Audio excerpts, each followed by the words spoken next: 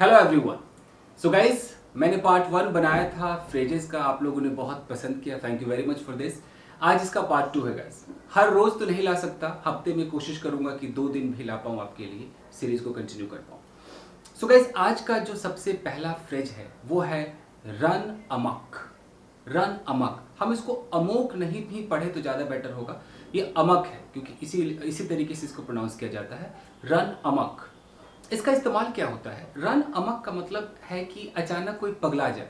पगला जाए in the sense, मान लीजिए मैं आपको ऐसे एग्जांपल देता हूँ कि घर में फैमिली मेंबर्स है और मान लो किसी बच्चे ने कुछ किया और अचानक मम्मी या पापा ठीक थे, सब कुछ अच्छा था, अचानक वो वायलेंट हो जाते हैं, बिल्कुल वाइल्ड हो जाते हैं और वो पीटने लगते हैं, उसको बाल खींचने लगते हैं। आप कह सकते हैं कि oh my god, look at him, he ran amok, he ran amok. भैया ये तो पगला गया, ये तो एकदम जंगली हो गया। इट मीन्स कि कंट्रोल से बाहर आपको एक्टिविटी करने लगते हैं। दूसरा एग्जांपल देकर आपको समझाता हूं। मान लीजिए आप मार्केट में हैं और मार्केट में अचानक एक सांड आ गया, बुल आ गया, ठीक था, बुल नॉर्मल था, अचानक बुल पगला जाए, इट मीन्स कि क्या, वो क्या हो गया, द बुल रैन अमक। तो रन अमक का मतलब है, हम रन को चेंज करते रहेंगे, रन रैन रन्स रनिंग हम करते रहेंगे, अमक को नहीं चेंज करेंगे। इसका मतलब है कि एक बंदा कोई नॉर्मल है, अचानक वो जंगली हो जाए। जंगली हो जाए मतलब उसका बर्ताव, उसकी एक्टिविटी बिल्कुल वाइल्ड हो जाए, तो वहां पर आप रन अमक का इस्तेमाल कर रहे हैं। अब सेंटेंसेस आप खुद सोच सकते हैं। आप कह सकते हैं कि yesterday I saw that a guy was there in the street and he suddenly ran amok। अचानक वो बिल्कुल जंगली हो गया, he started beating some people, he started throwing some stones or some bricks। ऐसे आप बात कर सकते हैं, you know। आप कह सकते हैं कि there were some dogs, suddenly the dogs ran amok। अचानक वो सारे के सारे कुत्ते वाइल्ड हो गए, अटैक करने लगे एक दूसरे के ऊपर। अब आपको खुद सेंटेंसेस सोचने हैं कि कौन पगला गया, आप उसके साथ लगा सकते हैं कि he ran amok, you know, he always runs amok, इस तरीके से आप बोल सकते हैं। ठीक है, दूसरा देखते हैं गाइस। सो गाइस, दूसरा जो फ्रेज है इसको कहते हैं hit on someone. Hit on someone का मतलब ऐसा बिल्कुल हिट करना नहीं है, इसका मतलब होता है कि मान लीजिए कोई लड़का है, आप ऑफिस में है या कहीं भी है और ठीक है, वो एक कुलीग है या बातें कर रहा है, बट आपको ऐसा लगता है कि अच्छा यार, ये मुझसे ना फ्लर्ट करने की कोशिश कर रहा है, कुछ अजीब सा बोलेगा कि अरे मैडम आज तो आप कयामत लग रही है, क्या बात है, आपकी आंखें तो गजब है मैडम है।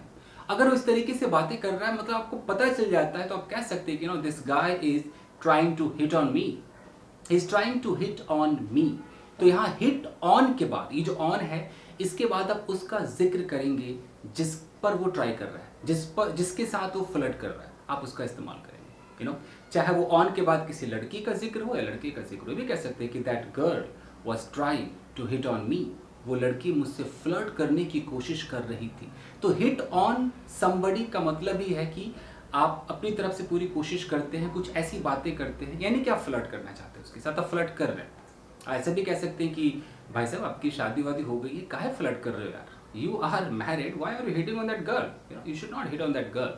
सो you should not hit on that girl, यानी कि तुम्हें उस लड़की के साथ फ्लर्ट नहीं करना चाहिए।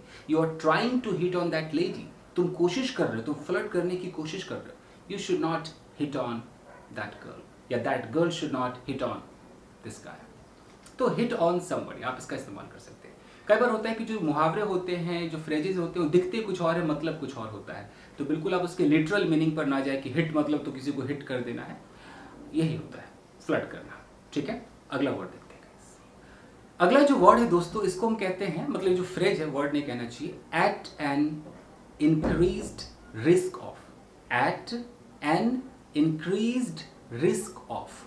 अभी इतना बड़ा जो फ्रेज है, इसका मतलब क्या है? मान लीजिए कि कोई ऐसा बंदा है जो बिल्कुल चांसेस ज़्यादा है कि वो किसी बीमारी से ग्रस्त हो जाएगा, चांसेस ज़्यादा है कि वो बैंकक्रप्ट हो जाएगा, चांसेस ज़्यादा है कि वो अपनी नौकरी को गंवा देगा। तो हम कह सकते हैं कि यू आर, अगर मैं सामने वाले को कहता हूँ कि you are at an increased risk of severe disease, यानी कि भैया तुम बिल्कुल रिस्क पर हो भाई, कभी भी तुम्हें जो खतरनाक बीमारी है हो सकती है भाई, यू नो, तुम्हें शुगर हो सकता है, बीपी हो सकता है। तो अगर चांसेस ज़्यादा है क्योंकि तुम ऐसी एक्टिविटीज़ कर रहे हो कि ये बीमारी तुम्हें हो सकती है, तो सामने वाला कहेगा you are at an increased risk of getting this disease. तो ऑफ के बाद आप चाहे तो gerund का इस्तेमाल करें, ing लगा दे, getting कर दे, जैसे कि भैया you are at increased risk of losing this job, यानी कि तुम उस रिस्क पर हो कि भैया तुम्हारी जो नौकरी है वो कभी भी जा सकती है, तुम कभी भी लूज कर सकते हो अपनी job. You are at an increased risk, बिल्कुल उस रिस्क पर हो, यानी कि रिस्क बहुत ज्यादा है, इंक्रीज्ड बढ़ा हुआ रिस्क है, समझ रहे। अब आप सेंटेंस सोचिए अपने हिसाब से, that he is at an increased risk of being bankrupt, भैया वो तो दिवालिया होने वाला है, बिल्कुल इंक्रीज्ड रिस्क पर है, यानी कि रिस्क ज़्यादा है, वो कभी भी दिवालिया हो सकता है, चांस ज़्यादा है। तो इस तरीके से आप सेंटेंसेस बना सकते हैं। आप किसी को बोलो कि you are at an increased risk of being beaten, यानी कि भैया तू कभी भी पिट सकता है भाई, तू जो हरकतें कर रहा है ना, you are at an increased risk of being beaten, यानी कि पिटने के बिल्कुल कहते हैं ना उस रिस्क पर, उस कगार पर है। क्लियर है? तो आप सेंटेंसेस खुद बनाइए। अगला देखते हैं गाइस। अगला जो फ्रेज है इसे हम कहते हैं clearly evident that. Clearly evident that, इसका मतलब होता है कि बिल्कुल साफ साफ आपको दिख रहा है, बिल्कुल सुस्पष्ट, क्लियर है सब कुछ। जैसे आप बोलो कि it is clearly evident that he loves you, यानी कि बिल्कुल साफ साफ है, एकदम सबूत दिख रहा है, सब कुछ दिख रहा है कि भैया वो तुमसे प्यार करता है। It is clearly evident. Evident का मतलब कि बिल्कुल जाहिर है, ये बिल्कुल क्लियर है, ये एविडेंट है, एकदम क्लियर स्पष्ट है। अब उस दैट के बाद आप सेंटेंस से जोड़ सकते हैं, it is clearly evident that you can get this job. आप ऐसे भी बोल सकते हैं कि बिल्कुल साफ साफ है कि भैया तुझे नौकरी मिल जाएगी। It is clearly evident that you will be fluent in English after a month. मान लीजिए, हालांकि इतना भी ईजी नहीं है, बट आप कह सकते हैं कि भैया ये तो साफ साफ है, बिल्कुल इट इज क्लियरली एविडेंट, बिल्कुल साफ साफ दिख रहा है कि तू भैया फराटेदार हो जाएगा 1 महीने में। तो कुछ भी आपको अगर साफ साफ लगे, साफ साफ दिखे, वहां पर आप इस फ्रेज का इस्तेमाल करेंगे, it is clearly evident that.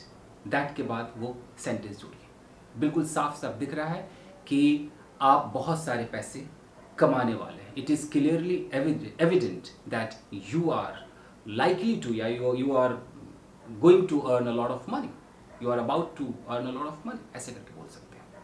Clear है? चलिए गाइस अगला देखते हैं। अगला जो है गाइस, ये तो काफी पॉपुलर है, इसको कहते हैं माई way or the highway. So my way or the highway का हम इस्तेमाल कहाँ पे करते हैं? ऐसा होता है कि जैसे मैं आपको कहता हूँ कि देखो एक काम करो, ये वाला फ्रेज याद करो, और आप अपना दिमाग लगाने लगते हो, आप कहते हो नहीं मैं ये नहीं करूंगा, मैं वो करूंगा। तो मैं कहता हूं कि या तो ये करो या फिर मत करो, हाँ या ना, या तो ये करो या जाओ, या भाड़ में जाओ। वहां पर हम यूज करते हैं माई वे और द हाईवे। मतलब हाईवे का मतलब है कि या तो ये मेरे तरीके से काम करना है तो भैया हाईवे पकड़, निकल जा, जहां जाना है जा, मत कर। अगर ये सेंस है तो आप इसका इस्तेमाल कर सकते हैं कि यू नो कि you should do the work इधर माई वे और द हाईवे, यानी कि तुझे काम करना चाहिए या तो मेरे तरीके से या नहीं तो नहीं करना चाहिए, इस तरीके से। तो कह सकते कि आई don't like his my way or the highway attitude. मुझे उसका ये ना कि मैं ही जो बोलता हूँ वो कर, नहीं तो मत कर, ये वाला एटीट्यूड मुझे पसंद नहीं। तो माई वे और द हाईवे को जरूरी नहीं कि आप बिल्कुल उस तरीके से सेंटेंस बनाएं, आप नॉर्मल भी कह सकते हैं कि okay see I want to go to Mumbai, okay, और आपके फैमिली मेंबर ने कहा कि नहीं नहीं हम तो शिमला जाएंगे। आपने बोला नो नो, इधर माई वे और द हाईवे, या तो मेरा वाला चलेगा, नहीं तो छोड़ दो, हम कहीं नहीं जाएंगे। ये होता है माई way or the highway. Okay, तो आप सेंटेंसेस बना सकते हैं इसके ऊपर आप जैसे भी चाहें। Okay, I don't like her because she always says my way or the highway, ऐसे भी आप कह सकते हैं। You know she has this very bad attitude, my way or the highway, ऐसे भी आप सेंटेंसेस बना सकते हैं। ओके, तो यही थे आपके 5 फ्रेजेस जिसका आप इस्तेमाल करें। और अगर ये वीडियो आपको अच्छा लगता है तो ऑफकोर्स आप लाइक करें। हालांकि मैं सब्सक्राइब करने के लिए बहुत मतलब कई सालों से मैंने कभी बोला नहीं, बट मुझे लगता है कि मुझे कहना चाहिए, क्योंकि बहुत सारे लोग हैं जो शायद भूल जाते हैं सब्सक्राइब करना। तो प्लीज़ गाइस, अगर वीडियो पसंद है, दिल करे तो सब्सक्राइब ज़रूर करें, ताकि पता ही आगे क्या डायलॉग होता है कि आपको मेरे नोटिफिकेशंस मिलेंगे, blah blah blah blah. Anyways guys, thank you very much everybody, see you in another episode. Thank you guys, bye bye.